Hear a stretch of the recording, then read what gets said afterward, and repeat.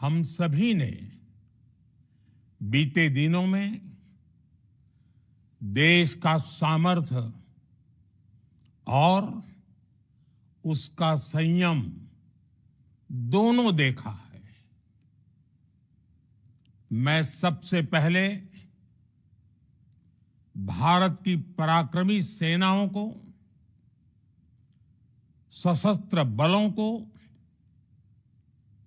हमारी खुफिया एजेंसियों को, हमारे वैज्ञानिकों को, हर भारतवासी की तरफ से सैल्यूट करता हूं। हमारे वीर सैनिकों ने ऑपरेशन सिंदूर के लक्ष्यों की प्राप्ति के लिए असीम शौर्य का प्रदर्शन किया। मैं उनकी वीरता को, उनके साहस को, उनके पराक्रम को आज समर्पित करता हूं हमारे देश की हर माता को, देश की हर बहन को और देश की हर बेटी को ये पराक्रम समर्पित करता हूं। साथियों, 22 अप्रैल को पहलगाम में आतंकवादियों ने जो बर्बरता दिखाई थी, उसने देश और दुनिया को झकझोर दिया था। छुट्टियां मना रहे निर्दोष मासूम नागरिकों को धर्म पूछकर उनके परिवार के सामने, उनके बच्चों के सामने बेरहमी से मार डालना, यह आतंक का बहुत विभत्स चेहरा था, क्रूरता थी। ये देश के सद्भाव को तोड़ने की घिनौनी कोशिश भी थी। मेरे लिए व्यक्तिगत रूप से ये पीड़ा बहुत बड़ी थी। इस आतंकी हमले के बाद सारा राष्ट्र, हर नागरिक, हर समाज, हर वर्ग, हर राजनीतिक दल एक स्वर में आतंक के खिलाफ कड़ी कार्रवाई के लिए उठ खड़ा हुआ। हमने आतंकवादियों को मिट्टी में मिलाने के लिए भारत की सेनाओं को पूरी छूट दे दी और आज हर आतंकी, आतंक का हर संगठन जान चुका है कि हमारी बहनों बेटियों के माथे से सिंदूर हटाने का अंजाम क्या होता है। साथियों, ऑपरेशन सिंदूर ये सिर्फ नाम नहीं है, ये देश के कोटि कोटि लोगों की भावनाओं का प्रतिबिंब है।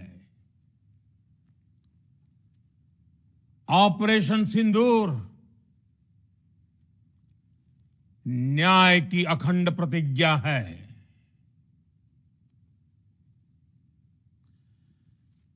6 मई की देर रात, 7 मई की सुबह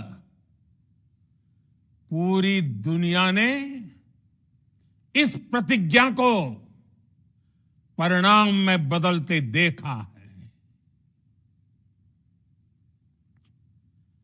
भारत की सेनाओं ने पाकिस्तान में आतंक के ठिकानों पर, उनके ट्रेनिंग सेंटर्स पर सटीक प्रहार किया। आतंकियों ने सपने में भी नहीं सोचा था कि भारत इतना बड़ा फैसला ले सकता है। लेकिन जब देश एकजुट होता है, नेशन फर्स्ट की भावना से भरा होता है, राष्ट्र सर्वोपरि होता है, तो फौलादी फैसले लिए जाते हैं, परिणाम लाकर दिखाए जाते हैं। जब पाकिस्तान में आतंक के अड्डों पर भारत की मिसाइलों ने हमला बोला, भारत के ड्रोन्स ने हमला बोला, तो आतंकी संगठनों की इमारतें नहीं, बल्कि उनका हौसला भी थर्रा गया। बहावलपुर और मुरिद के जैसे आतंकी ठिकाने एक प्रकार से ग्लोबल टेररिज्म की यूनिवर्सिटीज रही है। दुनिया में कहीं पर भी जो बड़े आतंकी हमले हुए हैं, चाहे 9/11 हो, चाहे लंदन ट्यूब बॉम्बिंग हो, या भारत में दशकों से जो बड़े बड़े आतंकी हमले हुए हैं, उन सब के तार कहीं ना कहीं आतंक के इन्हीं ठिकानों से जुड़ते रहे हैं। आतंकियों ने हमारी बहनों का सिंदूर उजाड़ा था, इसलिए भारत ने आतंक के ये हेडक्वार्टर्स उजाड़ दिए। भारत के इन हमलों में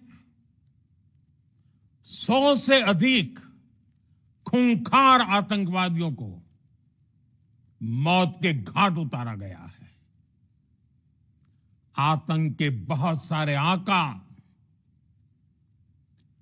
बीते 2.5-3 दशकों से खुलेआम पाकिस्तान में घूम रहे थे, जो भारत के खिलाफ साजिशें करते थे। उन्हें भारत ने एक झटके में खत्म कर दिया। साथियों, भारत की इस कार्रवाई से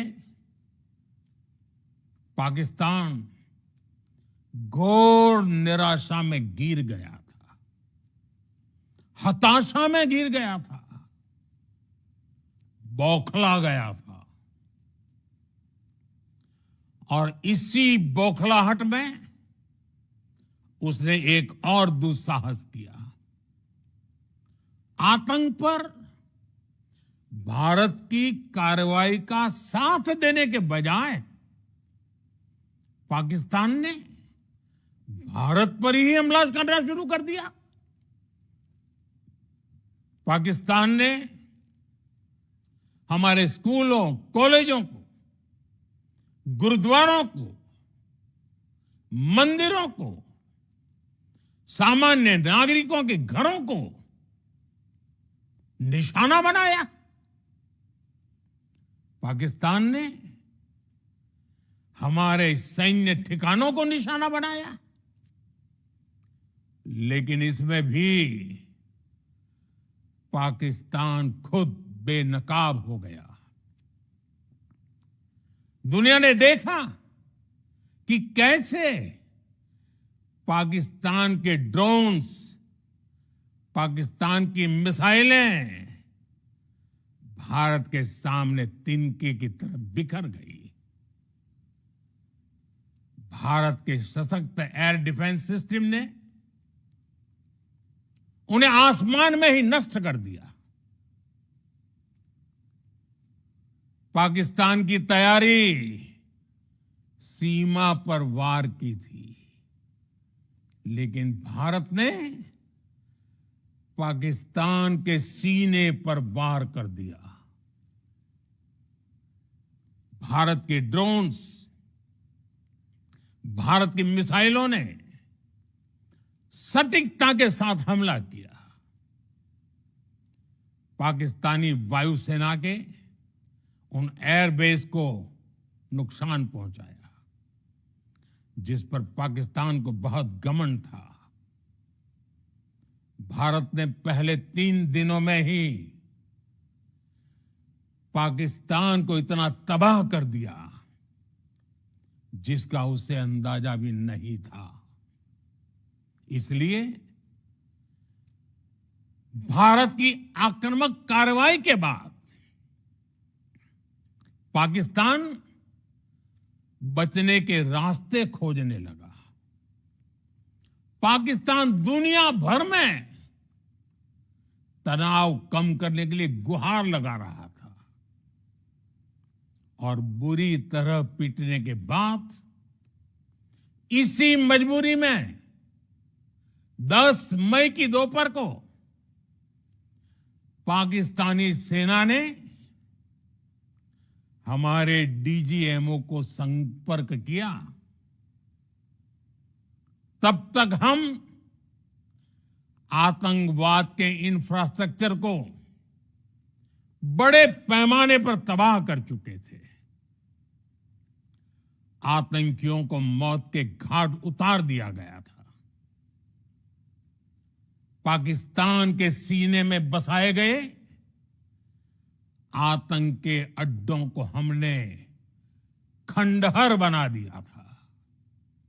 इसलिए जब पाकिस्तान की तरफ से गुहार लगाई गई, पाकिस्तान की तरफ से जब ये कहा गया कि उसकी ओर से आगे कोई आतंकी गतिविधि और सैन्य दुस्साहस नहीं दिखाया जाएगा, तो भारत ने भी उस पर विचार किया। और मैं फिर दोहरा रहा हूं, हमने पाकिस्तान के आतंकी और सैन्य ठिकानों पर अपनी जवाबी कार्रवाई को अभी सिर्फ स्थगित किया है। आने वाले दिनों में हम पाकिस्तान के हर कदम को इस कसौटी पर मापेंगे कि वो क्या रवैया अपनाता है। साथियों, भारत की तीनों सेनाएं, हमारी एयरफोर्स, हमारी आर्मी और हमारी नेवी, हमारी border security force BSF, Bharat के अर्धसैनिक बल लगातार अलर्ट पर है। सर्जिकल स्ट्राइक और एयर स्ट्राइक के बाद अब ऑपरेशन सिंदूर आतंक के खिलाफ भारत की नीति है।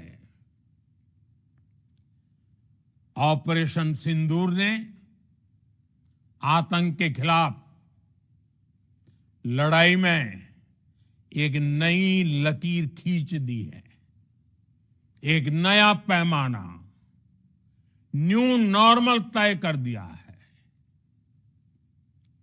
पहला, भारत पर आतंकी हमला हुआ तो मुंह तोड़ जवाब दिया जाएगा। हम अपने तरीके से, अपनी शर्तों पर जवाब देकर रहेंगे। हर उस जगह जाकर कठोर कार्रवाई करेंगे जहां से आतंक की जड़ें निकलती हैं। दूसरा, कोई भी न्यूक्लियर ब्लैकमेल भारत नहीं सहेगा। न्यूक्लियर ब्लैकमेल की आड़ में पनप रहे आतंकी ठिकानों पर भारत सटीक और निर्णायक प्रहार करेगा। तीसरा, हम आतंक की सरपरस्त सरकार और आतंक के आकाओं को अलग अलग नहीं देखेंगे। ऑपरेशन सिंदूर के दौरान दुनिया ने पाकिस्तान का वो घिनौना सच फिर देखा है, जब मारे गए आतंकियों को विदाई देने पाकिस्तानी सेना के बड़े बड़े अफसर उमड़ पड़े। स्टेट स्पॉन्सर्ड टेररिज्म का ये बहुत बड़ा सबूत है। हम भारत और अपने नागरिकों को किसी भी खतरे से बचाने के लिए लगातार निर्णायक कदम उठाते रहेंगे।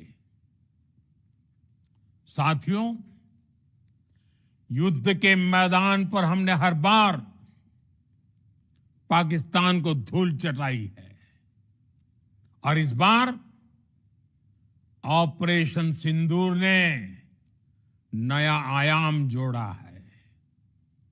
हमने रेगिस्तानों और पहाड़ों में अपनी क्षमता का शानदार प्रदर्शन किया और साथ ही न्यू एज वॉरफेयर में भी अपनी श्रेष्ठता सिद्ध की।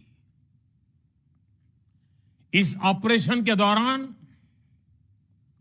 हमारे मेड इन इंडिया हथियारों की प्रामाणिकता सिद्ध हुई। आज दुनिया देख रही है 21वीं सदी के वॉरफेयर में made in India defence equipments, इसका समय आ चुका है। साथियों, हर प्रकार के आतंकवाद के खिलाफ हम सभी का एकजुट रहना, हमारी एकता हमारी सबसे बड़ी शक्ति है। निश्चित तौर पर ये युग युद्ध का नहीं है, लेकिन ये युग आतंकवाद का भी नहीं है। टेररिज्म के खिलाफ जीरो टॉलरेंस, ये एक बेहतर दुनिया की गारंटी है। साथियों, पाकिस्तानी फौज, पाकिस्तान की सरकार जिस तरह आतंकवाद को खाद पानी दे रहे हैं, वो एक दिन पाकिस्तान को ही समाप्त कर देगा। पाकिस्तान को अगर बचना है तो उसे अपने टेरर इंफ्रास्ट्रक्चर का सफाया करना ही होगा। इसके अलावा शांति का कोई रास्ता नहीं है। भारत का मत एकदम स्पष्ट है। टेरर और टॉक एक साथ नहीं हो सकते। टेरर और ट्रेड एक साथ नहीं चल सकते और पानी और खून भी एक साथ नहीं बह सकता। मैं आज